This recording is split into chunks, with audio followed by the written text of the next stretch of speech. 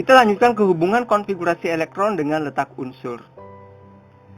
Nah, dalam tabel ini saya sudah berikan data, yaitu hubungan konfigurasi elektron dengan letak unsur. Misalnya, golongan 1A, yaitu unsur yang memiliki orbital terakhir Ns1, yaitu elektron valensinya, ada yang tahu adik-adik? Ya, benar. Elektron valensinya 1. Kalau 2A, elektron valensinya 2. Kalau 3A, elektron valensinya 3, dan seterusnya. Sedangkan golongan transisi ini ditandai dengan unsur yang memiliki konfigurasi elektron diakhiri dengan orbital D. Kalian masih ingat kan cara menentukan elektron valensi jika orbital terakhirnya D? Nah, bagaimana hubungan konfigurasi elektron dengan letak unsur? Nomor periode suatu unsur dalam tabel periodik unsur itu sama dengan nilai bilangan kuantum terbesar. Misalnya, bilangan kuantum terbesarnya adalah 3 di dalam konfigurasi elektron, berarti nomor periodenya adalah 3. Sedangkan golongan itu sama dengan jumlah elektron valensi. Kalau elektron valensinya 1, berarti golongan 1. Elektron valensinya 2, yaitu golongan 2. Nah, saya contohkan. Di manakah letak unsur X dengan elektron valensi 2s2 2p6? Ini elektron valensinya ya.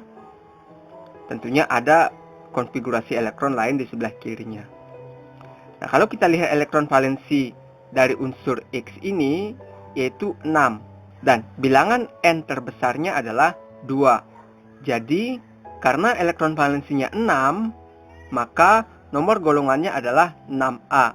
Sedangkan karena jumlah N-nya adalah 2, maka nomor periodenya adalah 2. Kita lanjutkan ke hubungan orbital terakhir dengan jenis golongan unsur di dalam tabel periodik unsur. Nah, kita sebutkan blok S, P, D, dan F. Hubungannya cukup sederhana dan mudah kalian ingat. Jika blok S itu adalah golongan 1A dan 2A. Golongan 3A sampai 8A itu masuk ke blok P. Itu artinya konfigurasi elektronnya diakhiri dengan orbital P. Ini dia adik-adik. Unsur-unsur transisi masuk ke blok D. Artinya konfigurasi elektronnya diakhiri dengan orbital D. Unsur-unsur transisi. Nah, jika konfigurasi elektronnya diakhiri dengan orbital F, maka dia masuk ke unsur transisi dalam, yaitu lantanida dan aktinida. Ini blok F. Yang perlu kalian ingat adalah ini deh. Blok S golongan 1A dan 2A, blok P golongan 3A sampai dengan 8A, blok D golongan 3B sampai dengan 2B, blok F golongan lantanida dan aktinida. Baiklah, setelah kalian tahu hubungan antara konfigurasi elektron dengan letak unsur dalam tabel periodik unsur, maka kita akan mampu meramalkan letak unsur di dalam tabel periodik unsur tersebut tanpa melihat tabel periodik itu sendiri. Nah, untuk lebih jelasnya, perhatikanlah contoh soal berikut. Ramalkan letak unsur Br yang memiliki nomor atom 35. Ada 3 tahap yang perlu kalian lakukan.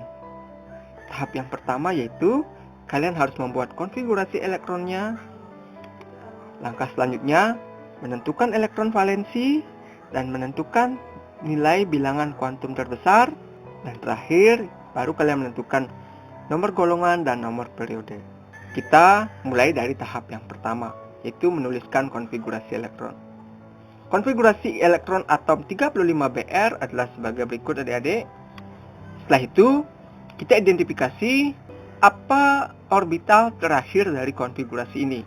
Orbital terakhirnya adalah P.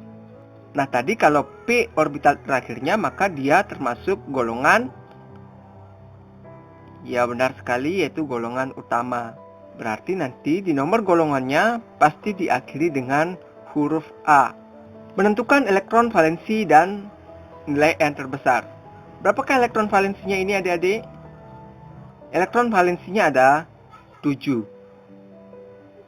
2 ditambah 5. Nilai bilangan kuantum terbesarnya ada 4. Setelah kita tahu elektron valensi dan nilai N terbesar, maka kita mampu menentukan nomor golongan dan periode. Nomor golongannya adalah 7A. Nomor periodenya adalah 4. Jadi, unsur Br terletak pada golongan 7A periode keempat. Apakah ini benar? Nah, untuk mengeceknya, kalian lihat di tabel periodik unsur. Apakah benar Br terletak pada golongan 7A periode keempat?